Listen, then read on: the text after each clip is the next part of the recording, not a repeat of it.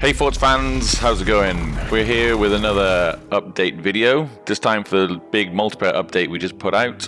Once again, it's Nick, otherwise known as Blammo, the art guy. Him, otherwise known as B-Man. And I'm Jeff, also known as Nose.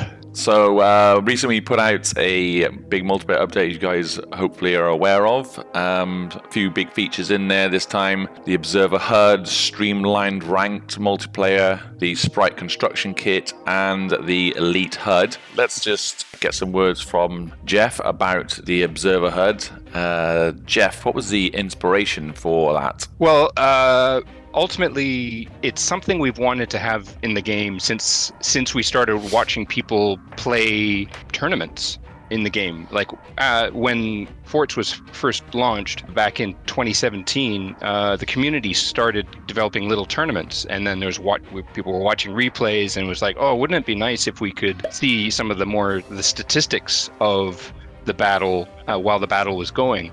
We always intended to add it, but we kept on doing other things in Forts and adding other features that were kind of more important, actually. And in the end, the modder Zimsa made his own mod of observer tools, which we all used for a couple of years, even in official Forts tournaments and stuff. And finally, we thought, okay, that's been great, but let's do a real proper version of the observer tools, make it look really nice, show lots of information, really tidy, make it support team names and avatars, and really just try to make it look snazzy, for lack of a better word. So yeah, that was the inspiration behind it. Yeah, it's. I think it's gone down pretty well received. Is there anything that you'd consider improvements on the system as it is? Feedback maybe from the community? You know, I haven't heard too much feedback from everybody outside other than it's people really like it.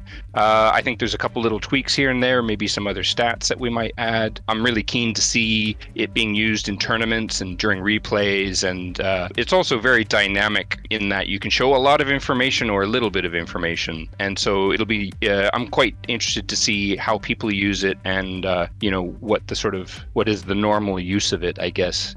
Do people like all the stats all the time, or do people like it really minimal? Curious to see which way that goes. Yeah, I'm looking forward to seeing it in the upcoming Pro League, that's for sure. Moving on to the Streamlined Ranked. Tim, do you want to give us a bit of a lowdown on how that came about? Well, I guess we should start with how Ranked first began, and that was just an outgrowth of the popularity of multiplayer and the desire of some players to be competitive. So it was retroactively added to the game, and it wasn't fully thought through. I guess we just adapted the existing lobby interface and made it work, and it functioned pretty well for a few years. But I guess we wanted to make a more streamlined experience, more consistent experience, remove a lot of the distractions that came with having the original lobby interface. A lot of that information just wasn't needed. But I guess the big thing was that a lot of players were requesting to see the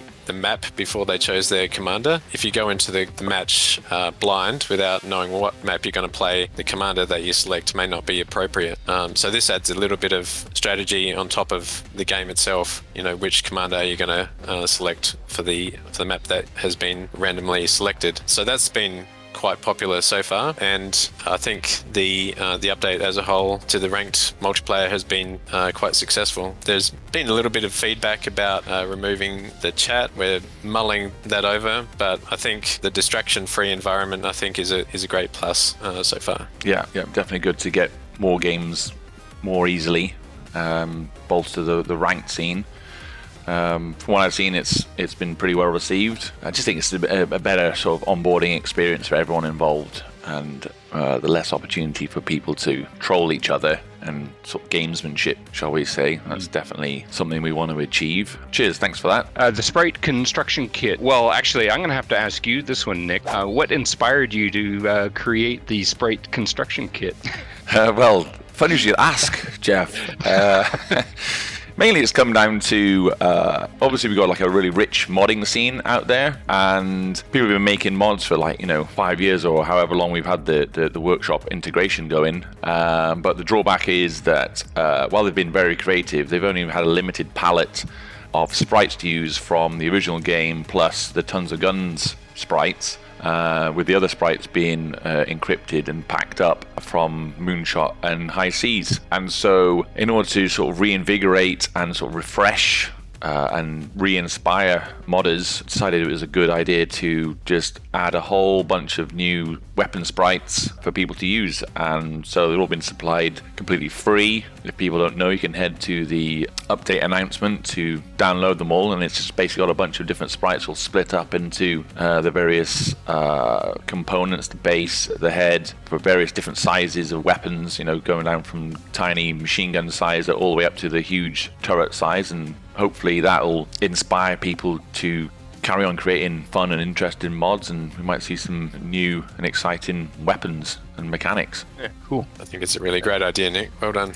Cheers. Yeah, I think it's been well received. And the sprites look amazing. Yeah, I'm pretty pleased with quite a few of them. It's all like, I wish I'd use these in the paid DLC. Yeah. Keep a few for yourself. That's right. Yeah. So on top of that, mulling over the idea of doing some live streaming, showing people how I actually create the sprites in the future. So something I've been thinking about for a while and slowly getting things together. So in the comments of this video, anyone who is interested in seeing that, it'd be interested to gauge interest and, you know, give me that extra nudge I need to actually start recording stuff. So feel free to comment, folks. And we've also released a new Elite HUD to what... so, Nick, what was the inspiration behind its design? This one I wanted to go with the High Seas HUD. The inspiration came from the equipment on the bridge of a ship. And with this one, I had a few designs from when we were doing the Pro HUD. And one of the designs was sort of inspired by fighter jet cockpits. So I decided to reuse that. When I say reuse it, is actually what ended up coming out into the Elite HUD. It doesn't really look that much like the mock-up. Just basically took a bunch of inspiration from screenshots I could find on the internet of fighter jet HUDs and cockpits and different buttons. And so you'll notice that I put in not just buttons, but also sliders and twiddly knobs as well as the commander gauge button, which is probably the part of it I like the most, I guess.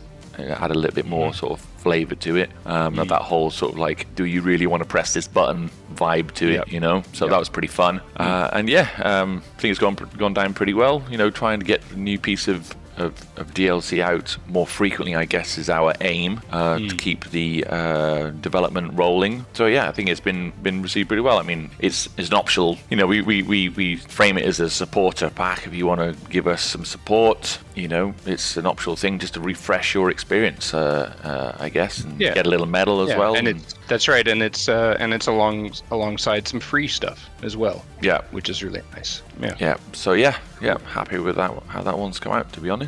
Moving on to any other business, Tim, can you tell us a bit about some of the balance changes in this update? Yeah, sure. So in the previous update, we made some changes to the commanders. Some of them were fairly significant and experimental, perhaps you could say. And I think we just pulled back on a few of those during this update to try to level them out. The device construction notice of Spook was delayed by 30 seconds, and this was quite unpopular, so we decided to withdraw that entirely. Some of her other nerfs were retained though, and also Scattershot. We changed the way the 20mm cannon worked, and there were some complaints about the spread being too large for that, so we tightened that a little bit. We'll monitor how that goes. Armadillo, he gained the reflective shields in the last update. That seemed to be a bit too powerful, and he's a very tanky guy already, so when he's returning shots back at you, it didn't seem very fair. And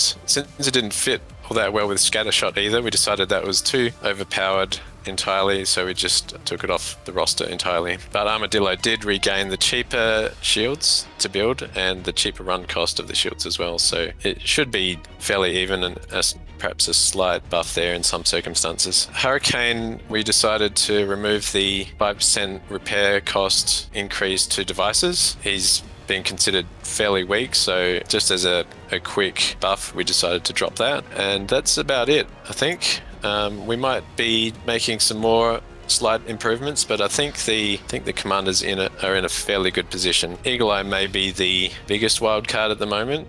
Some people say he's too overpowered, but time will tell. Is that with the banked shot? Yeah, so the previous update allowed you to wait for a longer period of time to gain 2 shots in rapid succession, and that was quite popular, but also considered overpowered by some, so we're still evaluating that one. So how has it been received, these balance changes? Well, there hasn't been a lot of talk. I think some people didn't like the idea of the reflective shields going entirely, but otherwise I think it's been fairly well accepted. Excellent. Well, that about wraps it up for this video update, guys. We will endeavor to put out another one with the next update. As ever, we put updates out every couple of months, so stay tuned, and we hope you're enjoying Forts. See you later. Yeah.